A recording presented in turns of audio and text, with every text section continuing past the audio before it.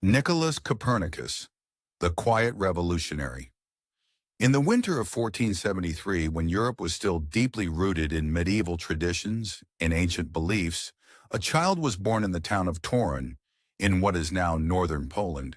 His name was Nicholas Copernicus, and no one at that moment could have guessed that this fragile newborn would one day change humanity's understanding of the universe.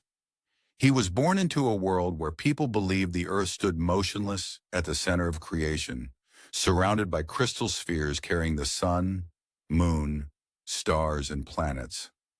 This belief had lasted for over 1,000 years, and Copernicus would be the one to challenge it.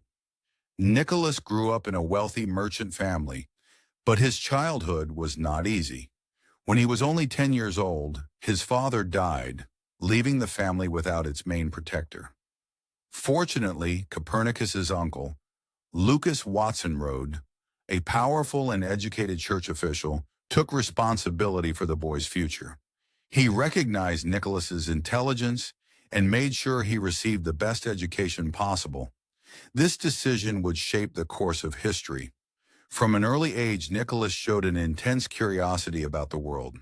He loved learning languages, solving mathematical problems, and reading ancient texts. But what fascinated him most was the sky. The night heavens above Torun were dark and clear, and young Copernicus spent many evenings watching the stars slowly move across the sky. He asked questions that others never thought to ask. Why do planets sometimes move backward? Why does the sky follow such precise patterns? These questions stayed with him for the rest of his life. As a young man, Copernicus left home to study at the University of Krakow, one of the most important academic centers in Europe.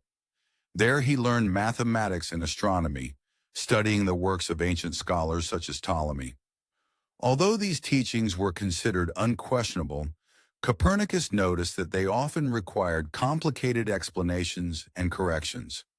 The universe, as described by the geocentric model, seemed overly complex. His thirst for knowledge led him further across Europe.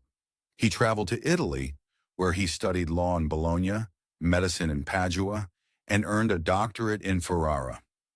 During these years, Copernicus lived among artists, philosophers, and scientists of the Renaissance.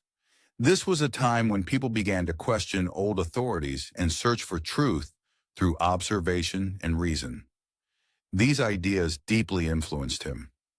In Bologna, Copernicus worked closely with an astronomer and had access to observatories where he could study the skies. Night after night, he recorded the positions of stars and planets. Slowly, quietly, a revolutionary idea began to form in his mind. What if the problem was not the planets, but Earth itself? What if Earth was moving? The thought was shocking. According to religion, philosophy, and common sense, Earth was heavy, imperfect, and unworthy of movement. The sun, believed to be perfect and divine, surely moved around it. Yet Copernicus's calculations told a different story. When he placed the sun at the center, everything suddenly made sense. Planetary motion became simpler, more elegant, and more logical. Despite the power of his discovery, Copernicus was afraid. He understood the danger of challenging beliefs that had ruled for centuries. He was a cautious man, not a rebel. Instead of publishing his theory, he returned to Poland and lived a modest life in Frombork, serving as a church canon. He managed church lands, advised on economic reforms, treated the sick as a doctor, and defended the region during wartime. Science was his private passion, pursued mostly at night. With simple instruments and no telescope, Copernicus observed the sky from towers and rooftops. He checked his calculations repeatedly, refining his theory with patience and discipline. For decades, he kept his work hidden, sharing it only with close friends. To him, truth mattered more than fame. As he grew older, his health weakened, but his ideas remained strong. Encouraged by younger scholars, Copernicus finally agreed to publish his work. In 1543, his book On the Revolutions of the Heavenly Spheres was printed. It presented the heliocentric theory, the sun at the center, Earth in motion, and humanity no longer occupying the central position in the cosmos.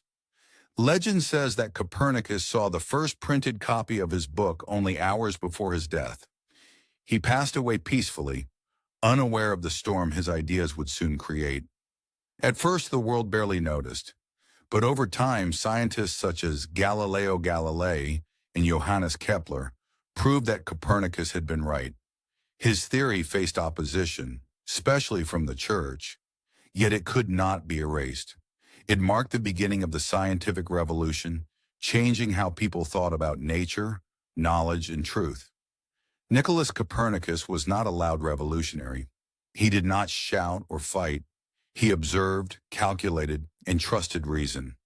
By daring to move the earth, he moved humanity toward modern science and a deeper understanding of the universe. Even today, when we look at the stars, we see them through the lens Copernicus created, a reminder that sometimes the greatest changes begin in silence.